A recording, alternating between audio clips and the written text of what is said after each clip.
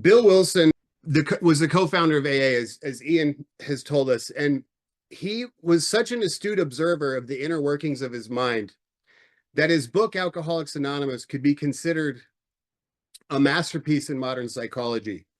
And yet he was an alcoholic, right? And so it seems that among psychologists in general, maybe not so much the Jungian community, there's been sort of a reluctance maybe to give Wilson the respect that I think that he certainly earned for the groundbreaking stuff that he reveals to us in the book Alcoholics Anonymous. In that book, Wilson elucidates many of the more shadowy elements of the human psyche that in a way that people like me, right, untrained and unsteeped in psychological theory, that we can understand and apply, right? And that application part, I think, is really important, right? Because there's so many of us that are people just like me who are able to access these deeper components of like psychological theory and Jungian theory and put them to the test, right? They have cash value, as William James would have said. It's an extremely pragmatic system that Wilson introduced. Today, I want to talk about some of those dynamics as they manifest through what I've called and what Ian referred to is the archetype of the alcoholic. And this we'll see is a modern variation of the shaman slash trickster energy that Jung wrote about and that we're familiar with. You know, everybody's heard of the shaman and the trickster. And in doing so, we're going to pull from quite a bit from the letters between Wilson and Jung, their correspondence in 1961, just before Jung's death. Sadly, Jung was to pass a short time later, and so, but the information that he did leave us with his correspondence with Bill Wilson is really profound, and we probably owe our lives to it. Bill Wilson, in the big book, in which I refer to the big book, that is the book Alcoholics Anonymous, he writes that bottles were only a symbol.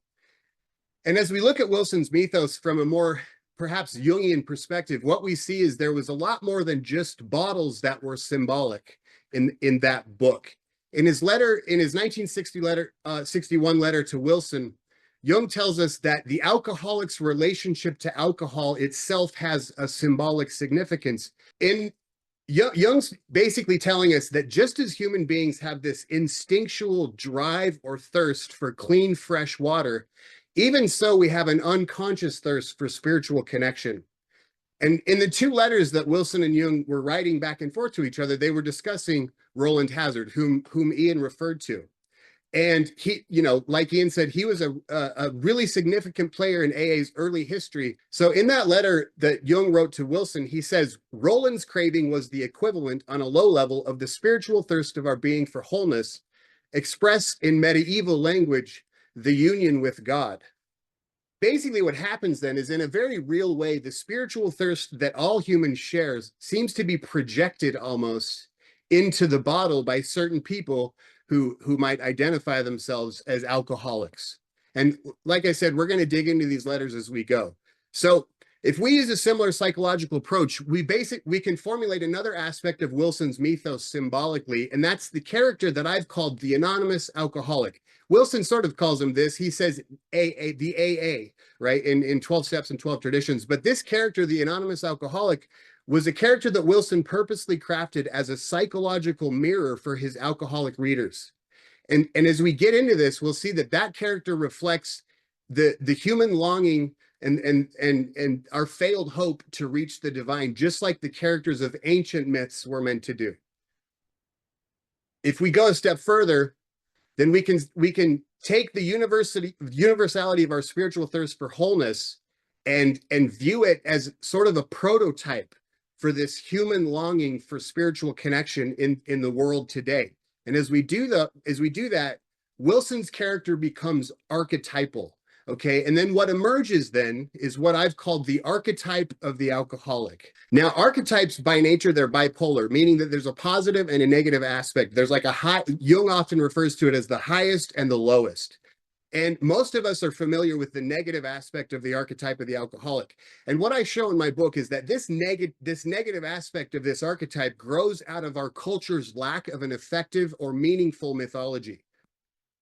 As a culture's religious myths lose sway, a compensating energy wells up in the collective psychology as overpowering primordial forces meant to drive us toward wholeness emanate from a darker, more archaic aspect in the psyche, influencing certain individuals so profoundly that they become acutely neurotic, which often manifests as alcoholism and or addiction.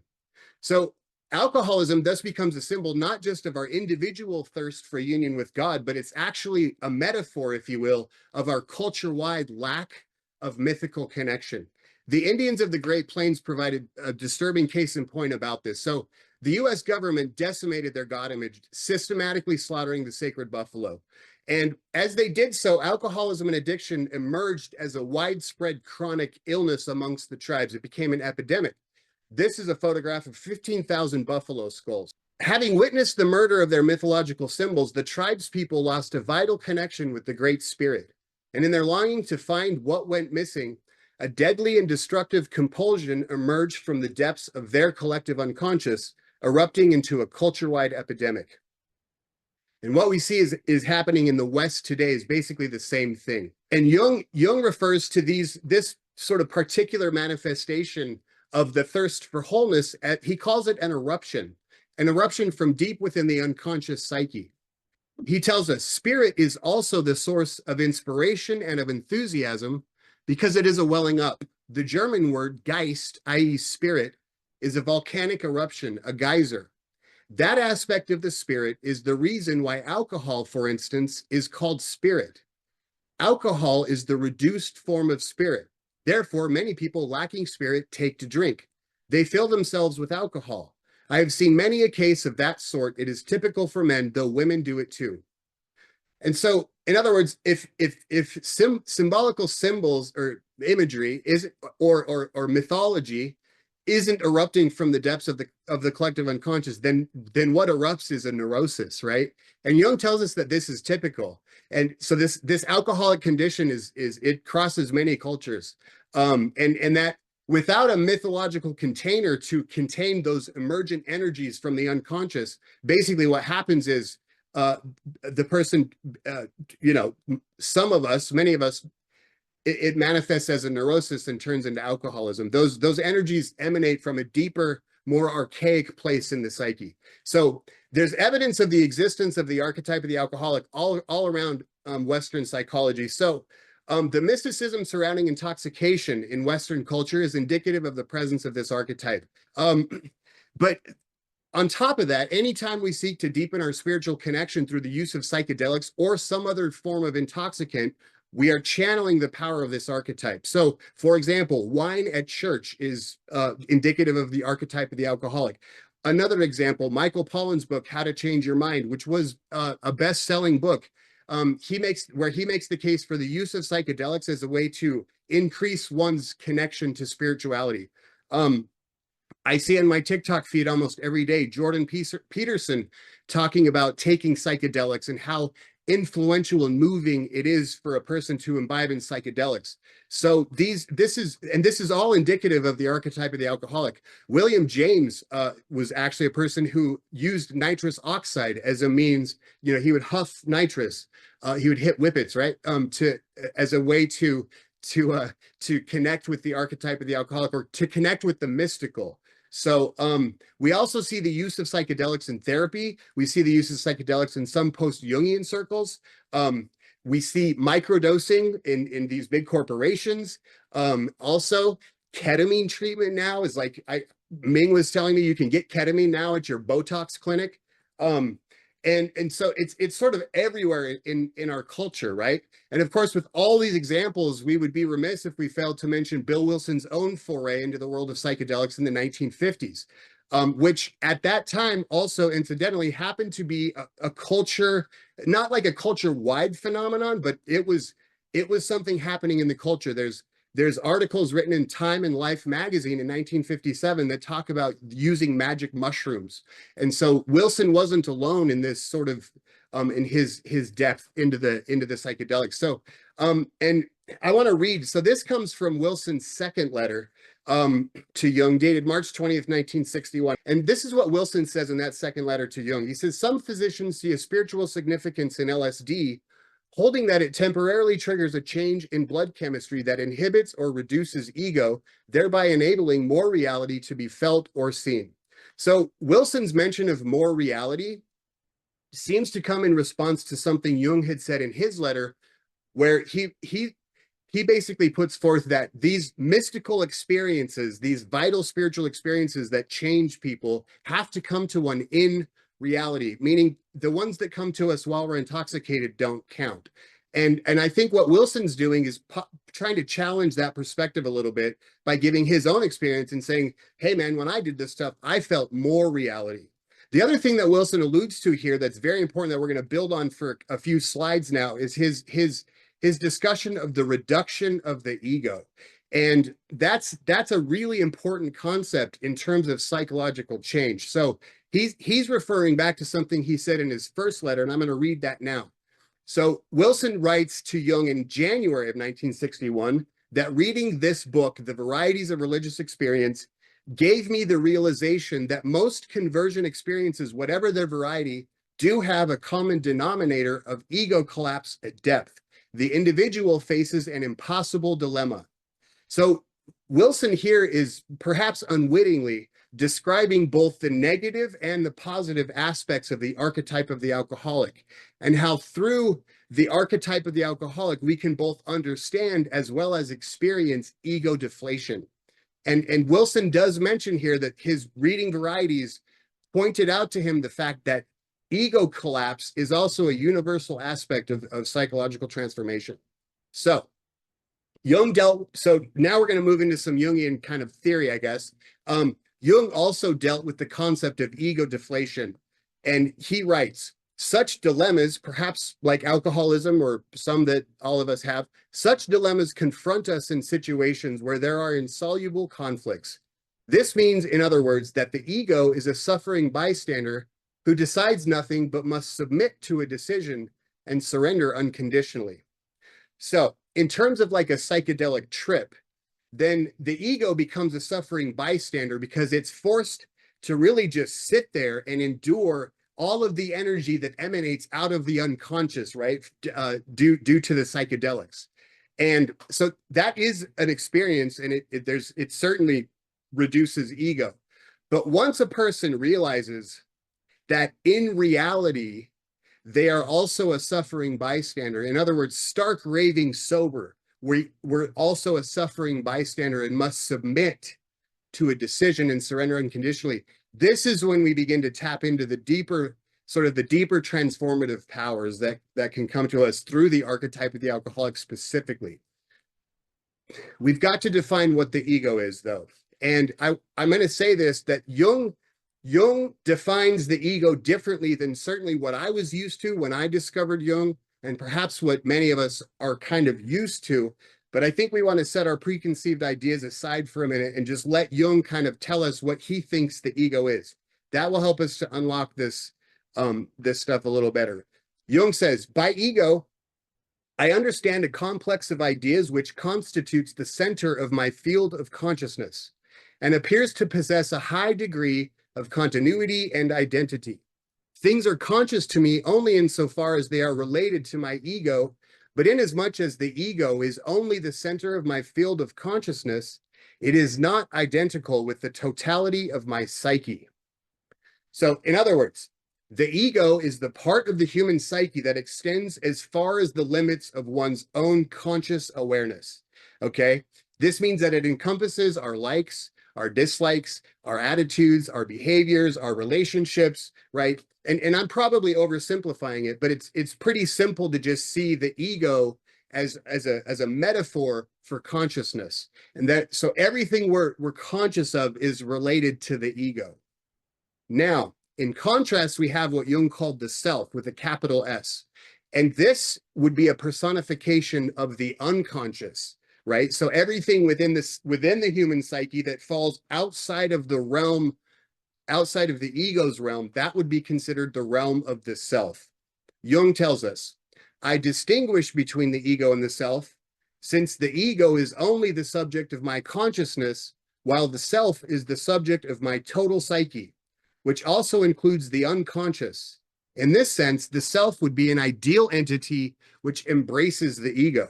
So just to explain that last part, the self is the total psyche, right?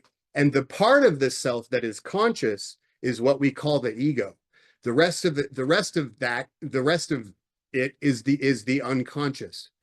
And grasping the self versus the ego will help us to understand our own relationship to the higher power, and especially sort of what's happening to us as we work the 12 steps. This really brings us to this point where the language and the writings and the ideas of Carl Jung were so impactful for me personally, right? Because Carl Jung figured out that he could use mythological images to examine and study the hidden dynamics of the human psyche, right?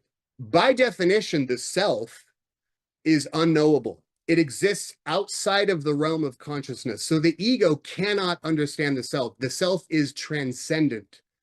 But Jung recognized that myth is like the imprint that the collective unconscious leaves on the natural world. And it's almost like footprints or like scent that the ego can sniff as it's trying to kind of figure out what's happening in the hidden parts of the psyche. This is what Jung says. All ages before us have believed in gods in some form or other. Only an unparalleled impoverishment of symbolism could enable us to rediscover the gods as psychic factors, that is, as archetypes of the unconscious.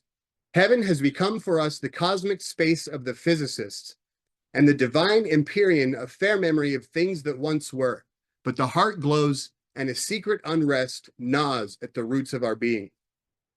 And Edward Edinger, who's one of my favorite authors, he wrote a book called Ego and Archetype, which I highly recommend. He builds on Jung's method of examining the psyche through mythological imagery, and he says that the self is the supreme psychic authority that subordinates the ego to it and is identical with the God image. When we begin to see myth as a window into the psyche and that it illustrates this ego-self dynamic, we want to point out that the human characters like Adam and Eve, Noah, Moses, Melchizedek, whoever, Jesus, right, and the anonymous alcoholic, those human characters are all representative of the ego. And whenever there's a symbol of God present, that is a representation of the self, right? And so we see this, and I love that we see this in the 12 steps, that we admitted we were powerless over alcohol. We came to believe in a power greater than ourselves. We made a decision to turn our will and our lives over to the care of God, right? So the we of Alcoholics Anonymous, mythologically speaking or psychologically speaking, is a representation of the ego. While God is the higher power represents the self, the supraordinate psychic authority. What underlies this psychological dynamic, right, this sort of push-pull between consciousness and the unconscious, is what I've called the mystery of compulsion. And I took it from this quote from Jung, which is one of my favorites. It says, compulsion is the great mystery of human life. It is the thwarting of our conscious will and of our reason by an inflammable element within us, appearing now as a consuming fire and now as a life-giving warmth. And I think that we can make the conjecture based on our 12-step experience that for a person to become aware of his or her compulsions is to make the greatest leap in consciousness that a person can make, right? And in terms of like a religious idea, it's the same as becoming one with the gods, right? And the essence of step one is to get a handle on these compulsions, right? We admitted we were powerless and that our lives had become unmanageable. And I find it quite interesting that it appears to me that Jung sort of had the same struggle that we're so familiar with as we carry the message, right? I mean, for us, it's almost impossible. I mean, we go to these detox facilities and these rehabs and we share our experience, and these people have burned their lives to the ground.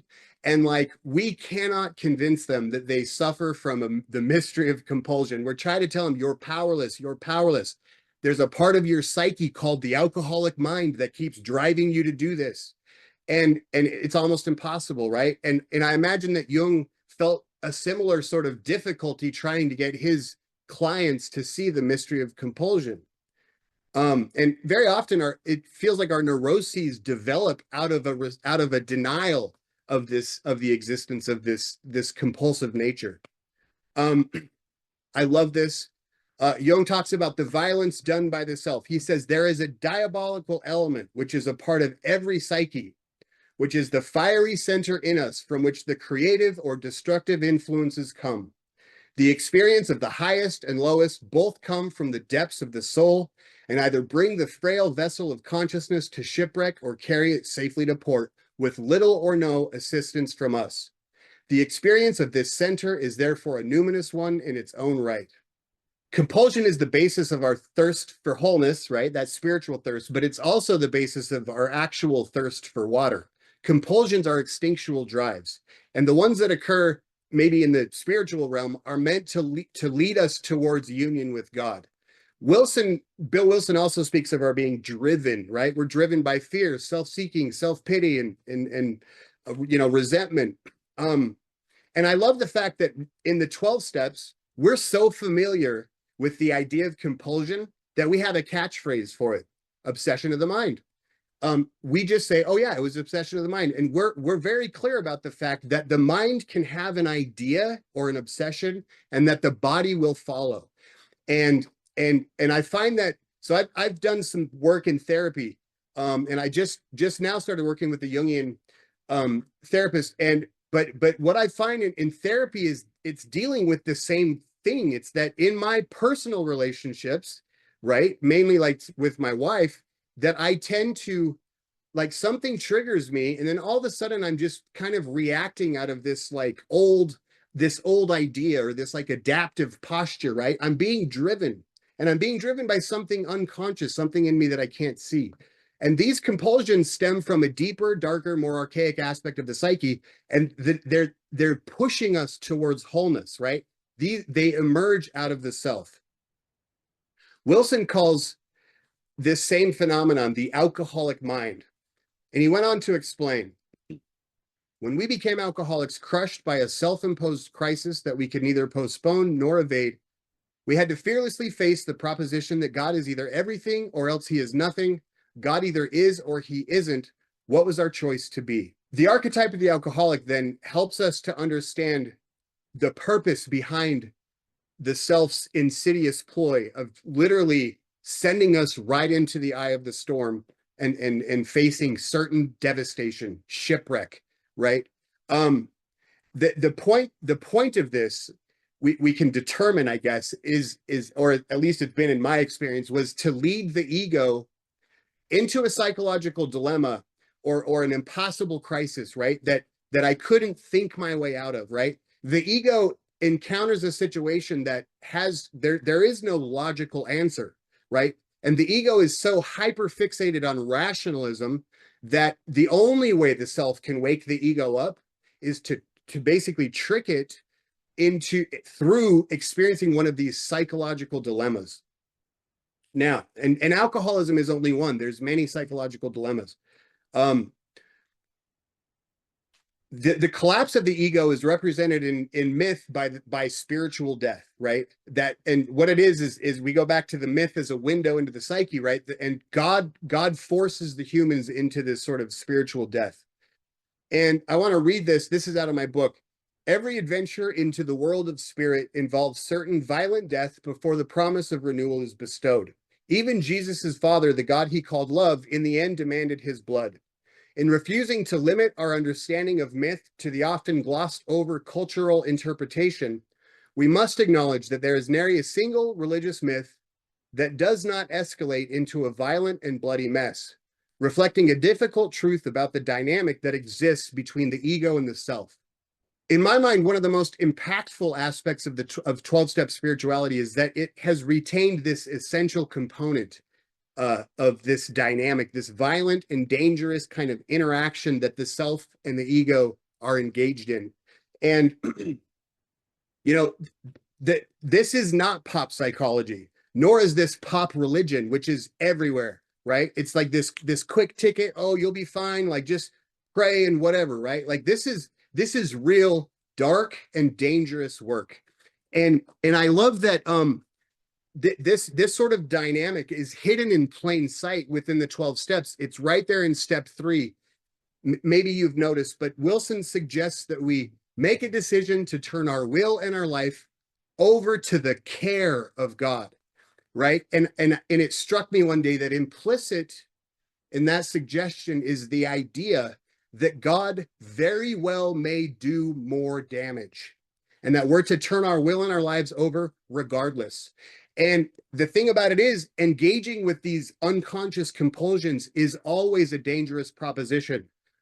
I heard once that Jung had said that the person who comes to me for analysis takes his life in his own hands. And I think we can say the same thing about the 12-step fellowships, right? This really is, it's dangerous work, but it's very forgiving, right? If we survive.